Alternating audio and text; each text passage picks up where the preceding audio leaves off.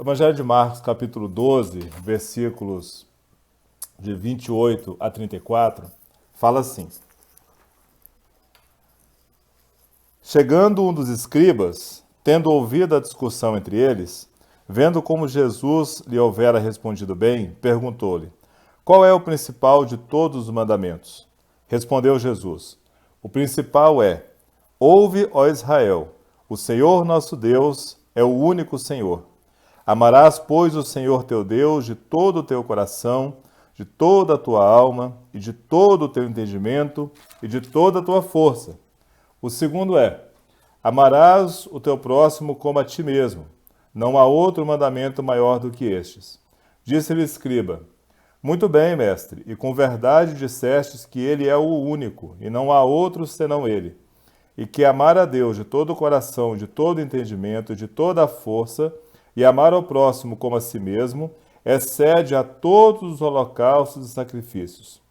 Vendo Jesus que ele havia respondido sabiamente, declarou-lhe: Não estás longe do reino de Deus. E já ninguém mais ousava interrogá-lo.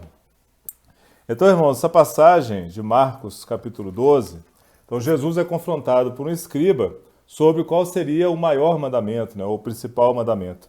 E a resposta de Jesus, na verdade, é o que nós conhecemos como Shema Israel, né, como Ouça Israel, que na nossa Bíblia, na Bíblia cristã e no nosso Pentateuco, né, está ali em Deuteronômio, versículo 4 e versículo 5. Então, o versículo 4 é o Shema Israel e o versículo 5 é a segunda parte desta oração, que é um mandamento, na verdade, é uma oração dita até hoje, né? Então, até hoje, os judeus têm o costume de, antes de dormir ou em qualquer situação onde vão iniciar um culto a Deus, sempre repetir essa palavra, né? Shema Israel Adonai Eloheinu Adonai Echad. Quer dizer, meu hebraico não é muito bom, que na verdade é nenhum, mas seria isso. Ouve Israel, o Senhor é o seu Deus, o Senhor é um. Né? Adonai Echad, o Senhor é um. Adonai é uma forma que os israelenses, né, os judeus, chamam a Jesus. Então aqui o escriba, ele concorda, né, com Jesus e fala: Mestre, respondeste bem, realmente ele é único, né? O Senhor é um só. E amar a ele de todo o coração, de toda a alma, é o maior dos mandamentos. E Jesus então responde àquele escriba que ele não estava muito longe do reino de Deus. Olha que interessante. Então, quando Jesus escuta a réplica daquele escriba, ele diz: olha, não estás longe do reino de Deus. Então, aquele escriba, sabendo, né, da lei, sabendo chamar da lei principal, ele recebe de Jesus esta fala, que ele não estava longe do reino de Deus. Mas veja que ele não estava longe, mas ele não estava ainda no reino de Deus. Não estava ainda no reino de Deus. Então nós podemos entender o seguinte, que ter consciência desse mandamento, ou seja, ter consciência de que o principal, o maior dos mandamentos é amar a Deus com todas as suas forças e amar ao próximo como a si mesmo, que é o resumo da lei, isso nos coloca então próximos do reino de Deus. Perfeito. E nós temos agora uma segunda passagem que, junto com essa, torna mais esclarecedora essa questão de estar ou de entrar, né, no reino de Deus, que é justamente Marcos, capítulo 10, versículos de 17 a 22. Essa passagem é uma passagem muito conhecida, onde um jovem, e a Bíblia fala que é um jovem de muitas propriedades, vem até Jesus e o texto fala assim: E pondo-se Jesus a caminho, correu um homem ao seu encontro e, ajoelhando-se, perguntou-lhe: Bom mestre, que farei para herdar a vida eterna? Respondeu-lhe Jesus: Por que me chamas bom? Ninguém é bom senão um, que é Deus. Sabes os mandamentos: Não matarás, não adulterarás, não furtarás, não dirás falso testemunho, não defraudarás ninguém, honra teu pai e tua mãe. Então ele respondeu: Mestre, tudo isso tenho observado desde a minha juventude. E Jesus, fitando-o, o amou e disse: Só uma coisa te falta. Vai, vende tudo o que tens, dá-o aos pobres e terás um tesouro no céu. Então vem e segue-me. Ele, porém, contrariado com esta palavra, retirou-se triste, porque era dono de muitas propriedades. Então, essa passagem do jovem rico, ela harmoniza com a passagem sobre o maior dos mandamentos. Por quê? Porque nos dois casos, você tem uma referência à lei, uma referência aos mandamentos. No primeiro caso, o escriba quer saber de Jesus qual é o maior mandamento, e a resposta de Jesus vai ao encontro do que o escriba também acreditava. E nesse segundo ponto, quando o jovem pergunta a Jesus como ele pode herdar a vida eterna, Jesus responde a ele: você conhece os mandamentos. Então veja que a pergunta do jovem, irmãos, é sobre herdar a vida eterna. Então o jovem está preocupado com a realidade já após a sua vida. Por quê? Possivelmente por ele ser um jovem de muitas propriedades e por ser um jovem seguidor das leis, ele entendia que em relação a esta vida, ele já estava sob a vontade de Deus. Mas ele estava preocupado então com a próxima. Como é que ele herdaria então a vida eterna, verdade? E aqui, vamos dizer assim, a parte central da resposta de Jesus, a gente pode entender como uma parte do versículo 21, quando diz: e Jesus, fitando, o amou. Jesus, fitando, o amou. Esse é o diferencial dessa passagem. Quer dizer, Jesus não se resume simplesmente a um diálogo com aquele jovem. A exemplo que aconteceu com o escriba. O escriba, Jesus teve um diálogo. Mas esse jovem, além disso, Jesus então, quando recebe aquela resposta do jovem, que ele já tem cumprido tudo desde a sua tenra juventude, ele fitando o amou. Então o que nós temos aqui é esse olhar de Jesus. Quer dizer, Jesus olhar para o jovem, olhar com atenção para o jovem. E quando Jesus olha com atenção para o jovem, Jesus o ama. Olha a expressão de Marcos. Jesus o amou. Quer dizer, Jesus se ligou àquele jovem. Houve uma conexão real entre Jesus e aquela pessoa. Então não foi simplesmente uma resposta de Jesus a uma pergunta, a um questionamento retórico. Houve uma conexão entre eles. E Jesus então oferece àquele jovem algo, vamos dizer assim, que ele não esperava. A espera do jovem era simplesmente uma resposta sobre a vida eterna. Mas Jesus responde para ele sobre o que faltava àquele jovem. Então, olha, só uma coisa te falta. Que coisa era essa? Seguir a Jesus. Seguir a Jesus. Então, Jesus convida aquele jovem não para ser um discípulo de Jesus como outros que já tinham sido chamados ou haviam sido curados, sarados, salvos por Jesus, e eles continuavam nas suas vidas diárias, como nós vamos ver daqui a pouco. Mas ele convida aquele jovem a andar mesmo, a fazer parte do grupo itinerário de Jesus. Só que para fazer parte desse grupo, ele precisa então deixar para trás as suas posses. Ele fala: vende o que você tem, dá aos pobres e vem comigo. Vem fazer parte dessa caminhada. E aquele jovem, então, ele não vai. Então veja que aqui o que nós temos é que esse desapegar das suas propriedades e caminhar com Jesus faria aquele jovem entrar no reino dos céus. Então Jesus está oferecendo àquele jovem não simplesmente uma resposta sobre como herdar a vida eterna. Jesus está dizendo para aquele jovem como ele vai entrar no reino de Deus. Esse reino de Deus, irmãos, que se fala aqui, muitas vezes interpretamos como uma expectativa de um reino futuro. Mas, por isso que a resposta de Jesus depois, o complemento a essa passagem, nos causa muita estranheza, quando ele diz que é muito difícil para o rico entrar no reino de Deus. Que era mais fácil passar um camelo no fundo de uma agulha do que um rico entrar no reino de Deus. Nós sempre interpretamos isso, ou muitas vezes interpretamos isso, como é mais fácil passar um camelo no fundo da agulha do que um rico entrar no céu. Mas não é essa a colocação de Jesus. Jesus não está falando sobre entrar no céu. Jesus está falando sobre entrar no reino de Deus. E entrar no reino de Deus é justamente você passar para essa realidade de caminhar com Jesus. Seja, como naquela época ali, um grupo como discípulos itinerantes, ou sejam outros que se tornaram discípulos de Jesus, mas continuaram seus afazeres diários. Mas o que Jesus está falando para aquele jovem é que ele está oferecendo algo além do que o jovem esperava. Ele está oferecendo que aquele jovem ele entre no reino dos céus.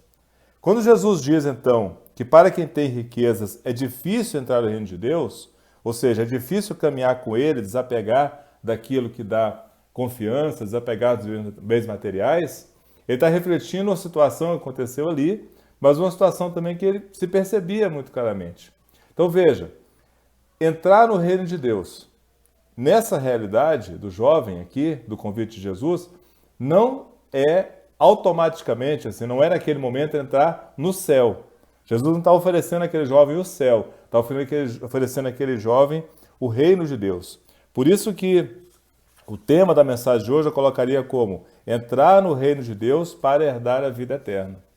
Então, entrar no reino de Deus é uma situação que nos leva à vida eterna.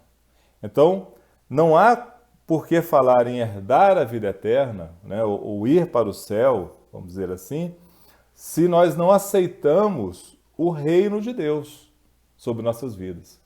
E o que é esse reino de Deus? Vamos lembrar que Jesus, no Evangelho de Marcos, desde o início, a mensagem de Jesus é muito próxima da mensagem de João Batista. Arrependei-vos e crede no Evangelho, porque o reino de Deus está próximo. Então, quando João Batista falava que o reino de Deus está próximo, e Jesus também falava que o reino de Deus está próximo, eles não falavam que o céu, a morte da pessoa, a ida da pessoa para o céu estava próximo. Eles não estavam pregando ali um final da história humana. Eles estavam pregando ali uma situação onde você se coloca como um discípulo de Jesus. Você se coloca no reino de Deus, no reinado de Deus. E esse reinado de Deus, certo? É o que Jesus está oferecendo para aquele jovem, está oferecendo para as pessoas que seguem a Cristo, certo?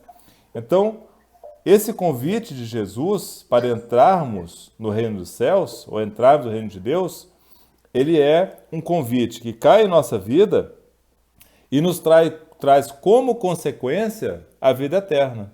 Ou seja, a vida eterna, a ida para o céu, é uma consequência natural de estar no reino de Deus.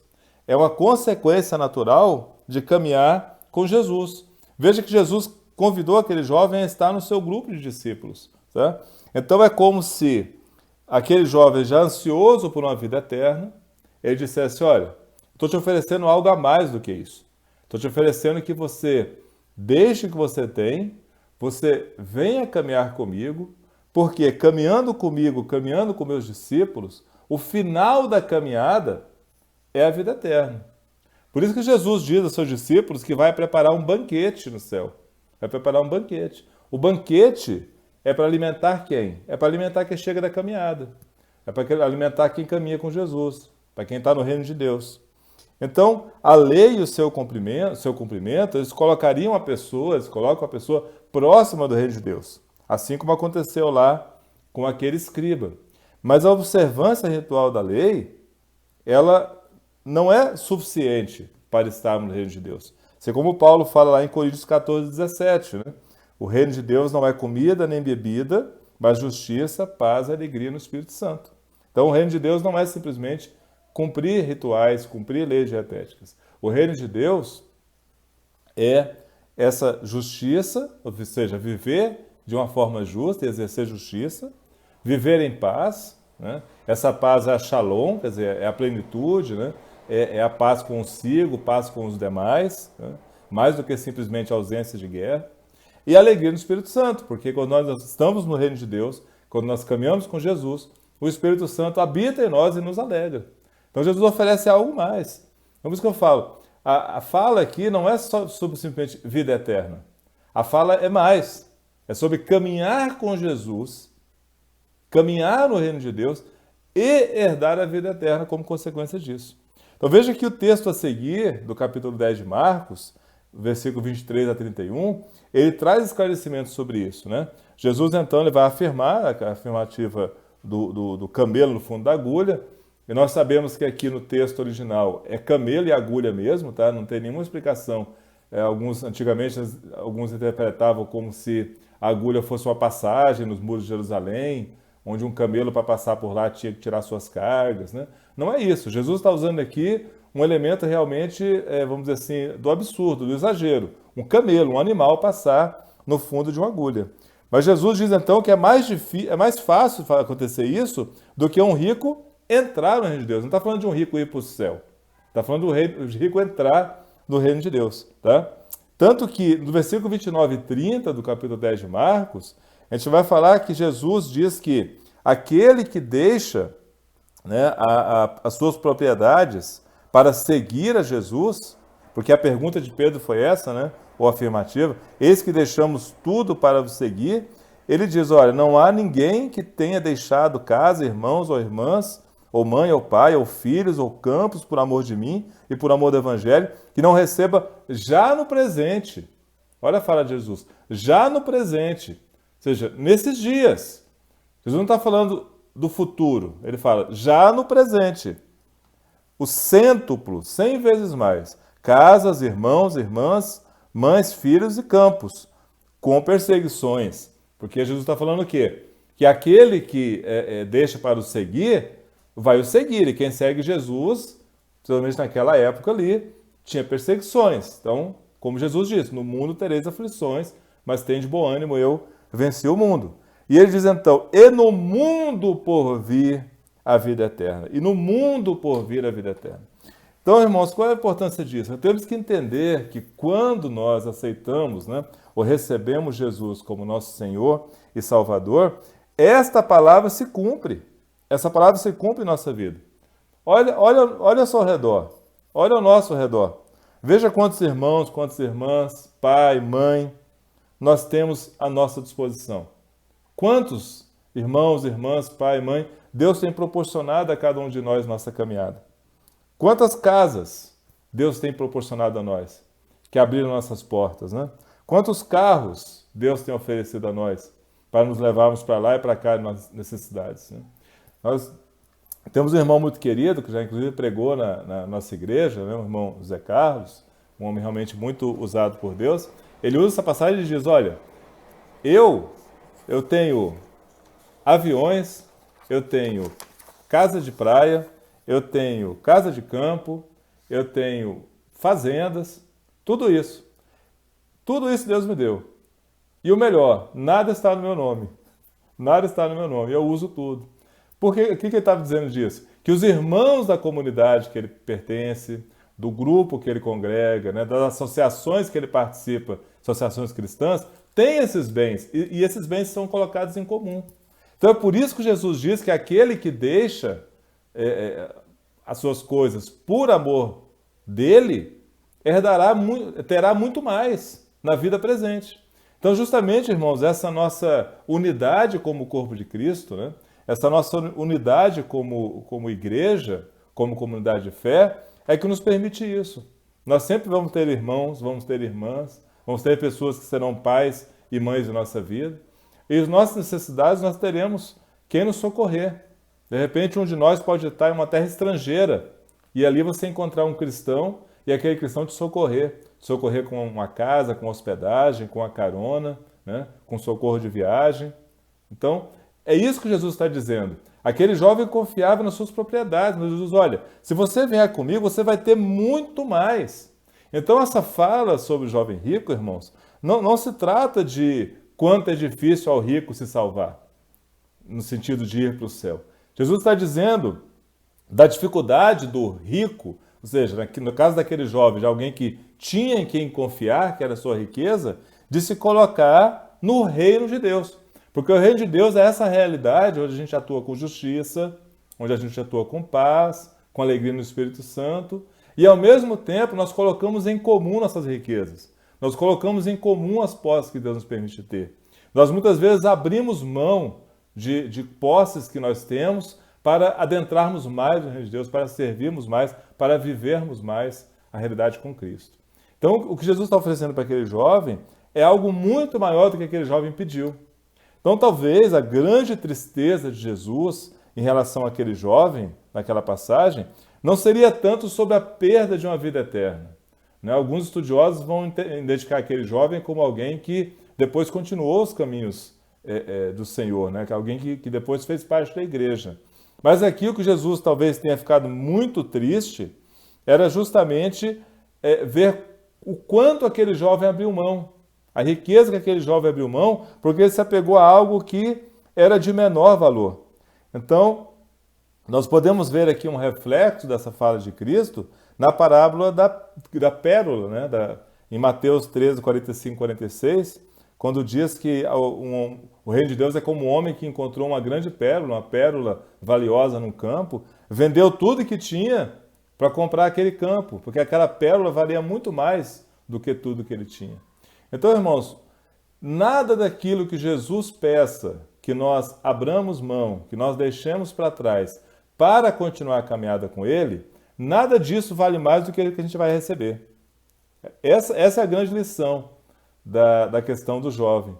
E, como eu já disse, como nós vimos na primeira passagem em relação ao escriba e o resumo da lei, né, o princípio da lei. Quer dizer, não é simplesmente seguir a lei, mas é entregar a sua vida, realmente dar um passo de fé em relação a Jesus. Veja que o apego às suas propriedades impediu aquele jovem de viver aquele amor que Jesus viu nele, aquele amor que Jesus sentiu por ele. Quer dizer, aquele jovem desenvolveria muito mais com Jesus, caminhando com ele, mas ele se limitou àquele pequeno momento. Então, que nós possamos ter essa percepção da realidade com Deus, né? Então veja que o próprio versículo 30 do capítulo 10 aqui de Marcos vai deixar claro que a vida eterna é uma realidade do mundo por vir, mas é uma consequência da caminhada com Cristo, é uma consequência do reino de Deus, certo?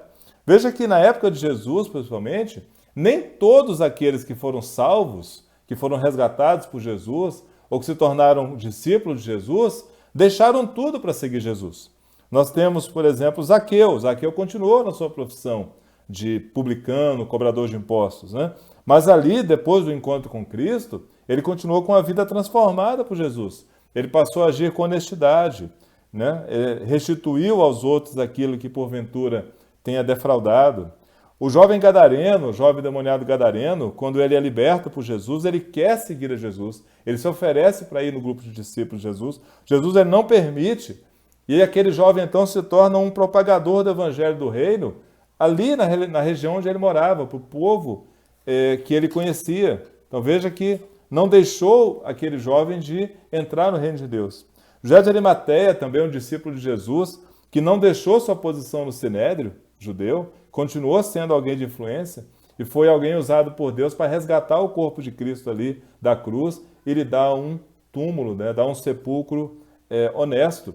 Então veja que nem todos aqueles foram salvos, resgatados ou se tornaram discípulos de Jesus na sua época, deixaram tudo para seguir Jesus. Muitos ficaram ali nas suas posições. Só que cada um deles, Jesus olhou nos seus olhos, Jesus os amou e Jesus entendeu o que faltava para eles. Para Zaqueu faltava ele agir com honestidade, né? Para o jovem gadareno faltava ali a oportunidade dele testemunhar o evangelho na região onde ele estava, né? José de Arimateia faltava o sentido da lei, quer dizer, ele vê o Messias, né, a lei sendo cumprida. Então, cada um, Jesus, ele não exigiu a mesma coisa para todos. Só que no caso daquele jovem rico, não é que Jesus fez uma exigência, deixa as riquezas para me seguir, mas é porque aquele jovem precisava daquilo. Jesus percebeu que aquele jovem precisava daquilo para realmente viver o reino de Deus. E aquele jovem, infelizmente, naquela situação ali, ele não seguiu em frente, certo? Então, o que eu queria dizer, irmãos, é que Jesus tem uma história para cada um de nós. Jesus tem um propósito para cada um de nós, né? A exemplo que ele fez com aquele jovem rico ali, Jesus nos ama, nos fita, né? Nos olha os nossos olhos, vê ali as janelas das nossas almas, né? E entende o que nos falta. E ele vai nos falar o que nos falta. E nós temos que entender, né, isso que nos falta, porque quando Jesus nos comunicar isso, nós vamos, sem hesitar, sem vacilar, atender o chamado de Cristo, para que nós possamos caminhar hoje no reino de Deus, para que possamos herdar a vida eterna amanhã. E esse andar no reino de Deus é justamente isso, sermos discípulos de Jesus. andarmos com justiça. Não podemos compartilhar da injustiça, não podemos compartilhar da corrupção. Andarmos em paz, a shalom do Senhor, né? A paz plena, harmônica, seja um com os outros, seja eu com o meio ambiente, eu com aquilo que me cerca, eu com os bens que o Senhor me permite ter, até com os bens que eu tenho, eu preciso ter paz, sabedoria, né? Ação, e sermos frutos, sermos alvos, né? Desta alegria do Espírito Santo. Então, irmãos, que nós possamos, a exemplo do que de tantos discípulos de Cristo, né? Termos esta coragem de quando Jesus então nos comunica aquilo que nos falta, nós possamos deixar aquilo que nos atrapalha e realmente termos aquilo que nos falta, nos necessita, né? Para seguirmos no reino de Deus, né? Então que nós possamos caminhar no reino de Deus para podermos amanhã herdar a vida eterna. Então Jesus quer oferecer a nós uma vida plena, né? Uma vida plena. E durante toda essa vida plena, dessa vida de alegria no Espírito Santo, dessa vida do reino de Deus, ao final dessa vida, ao final dessa caminhada, quando cumprirmos a missão que temos que cumprir, aí sim teremos a vida eterna como uma consequência natural da nossa caminhada com Cristo, né? Começamos a caminhar com Cristo hoje e vamos caminhar com Cristo para sempre, para toda a eternidade. Nada nos separará do amor que há em Cristo Jesus, nosso Senhor. Amém?